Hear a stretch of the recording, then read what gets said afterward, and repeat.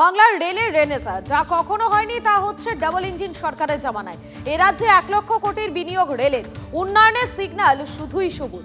রাজ্য সরকারের সহযোগিতা পেয়ে আরো জোর গতিতে গড়াচ্ছে রেলের উন্নয়নের চাকা। करीब वेस्ट बंगाल में 1 लाख करोड़ रुपए का रेलवे का टोटल इन्वेस्टमेंट है। 1 লক্ষ কোটি টাকারও বেশি ইনভেস্টমেন্ট করার সুযোগ রেলওয়ে মিনিস্ট্রির পশ্চিমবঙ্গে আছে। কেন্দ্রীয় বিজেপি, রাজ্যেও তাই। নতুন সরকার আসার 1 মাসের মধ্যেই বড় খবর, বাংলায় রেলের 1 লক্ষ কোটির বিনিয়োগ। তৃণমূলের জমানায় আটকে থাকা একটার পর একটা রেল প্রকল্পের খুলে গেল জট।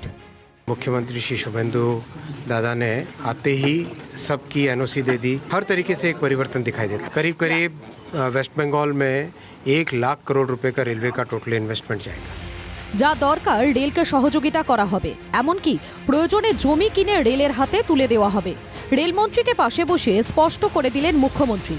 পেন্ডিং রেলওয়ে প্রজেক্ট তাতে যদি আমরা এনওসি দিয়ে দিই, ল্যান্ড প্রোভাইড করি, তাহলে আমাদের 1 লক্ষ কোটি টাকারও বেশি ইনভেস্টমেন্ট করার সুযোগ রেলওয়ে বোর্ডের, রেলওয়ে মিনিস্ট্রির এখানে পশ্চিমবঙ্গে আছে। ডাবল ইঞ্জিন সরকারের সুফল কিভাবে বাংলার মানুষ পেতে চলেছে তা কয়েকটা উদাহরণে স্পষ্ট। দিল্লি ভায়া বারাণসী, লখনৌ, পাটনা হয়ে শিলিগুড়ি মাত্র 6 ঘন্টায় পৌঁছবে বুলেট ট্রেন। আগামী 5 বছরে নতুন প্রজন্মের 60টি নতুন ট্রেন বাংলা থেকে ছুটবে।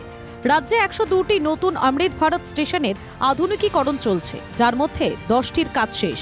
আগামী 2 থেকে 3 বছরের লক্ষ্যমাত্রা নিয়ে যাবতীয় বকেয়া কাজ শেষ করতে হবে। শনিবার চিংড়িঘাটায় মেট্রোর কাজ পরিদর্শনে যান রেলমন্ত্রী এবং রাজ্যের 2 মন্ত্রী অগ্নিমিত্রা পাল ও জগন্নাথ চট্টোপাধ্যায়। মেট্রোর কাজ থমকে যাওয়ায় বিগত সরকারকে এক হাত নেন রেলমন্ত্রী। पुरानी टीएमसी सरकार ने रेलवे प्रोजेक्ट्स को रोक के रखा था। चिंगड़ी घाटा तो हम सब जानते ही हैं किस तरह से सुप्रीम कोर्ट तक चली गई थी टीएमसी की सरकार उस प्रोजेक्ट थोड़ा सा जगह को रोकने के लिए। थोड़ी सी जगह को रोकने के लिए, तो वो भी आज बहुत अच्छी चर्चा हुई। আমাদের এখনো 1 মাস হয়নি নতুন সরকার, তার মধ্যেই কিন্তু আজকে মাননীয় মুখ্যমন্ত্রী এই কাজটি করে দেখালেন। এদিন নবান্নে রেলমন্ত্রীর বৈঠকে ছিলেন একাধিক তৃণমূল বিধায়ক। মুর্শিদাবাদের রেল কোচ কারখানা গড়ার জন্য রেলমন্ত্রীকে অনুরোধ জানিয়েছেন প্রাক্তন রেল প্রতিমন্ত্রী অধীর চৌধুরী।